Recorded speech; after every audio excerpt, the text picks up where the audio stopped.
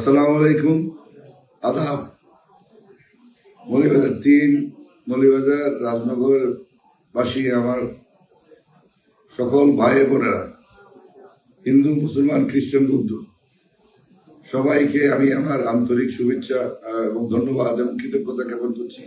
আপনারা যা আমার উপরে আপনাদের আস্থা জ্ঞাপন করেছেন, বিশেষ করে হিন্দু ভাইয়েরা আমাকে যে এবার বিশেষভাবে মূল্যায়ন করেছেন, সেই জন্য আমি আমাদেরকে ধন্যবাদ জানাচ্ছি।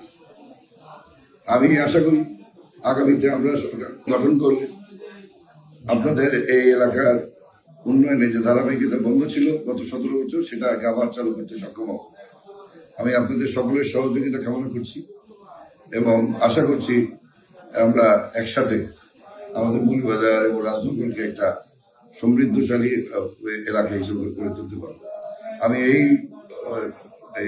এই আজকের এই বিজয়ের সময় আমি আমার মরহুম নেত্রী বেগম, আমাদের দেশমাতা বেগম খালেদা জিয়াকে স্মরণ করছি, যার অনুপ্রেরণায় আমরা এত বছর রাজনীতি করে আসছি। আজকে উনি আমাদের মধ্যে নাই, আমি ওনাকে সশ্রদ্ধ ওনাকে স্মরণ করছি এবং সেই সাথে আমাদের চেয়ারম্যানকে আমি ধন্যবাদ জানাই যে আমাদেরকে নমিনেশন দিয়েছিলেন এবং আমরা ওনাকে কি বলে বিজয়ের ফল ওনাকে দিতে সক্ষম হয়েছি। সবাইকে ধন্যবাদ। আসসালামু আলাইকুম। বাংলাদেশ জিন্দাবাদ।